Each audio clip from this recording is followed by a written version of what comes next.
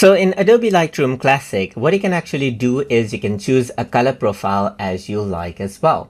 So over here, to do that, over here under the basic, you can see that color is an option.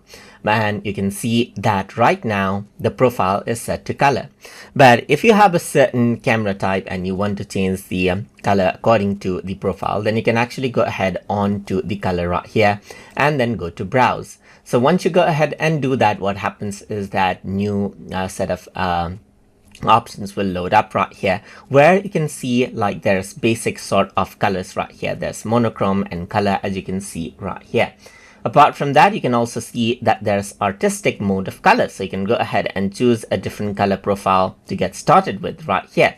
So apart from that, you can also see black and white type of a color right here, and you see an effect accordingly. And there's modern type of a color right here, just like this as well. So it's like applying a quick filter right here. And there's different things like vintage and so forth. So you can go ahead and choose a color profile as you like right here.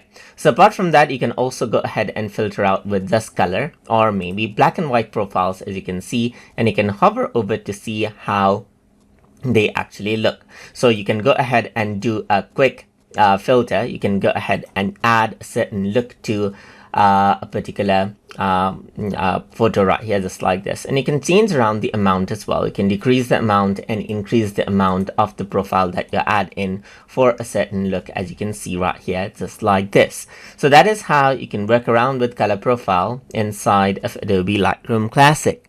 So hope you guys learned something as always.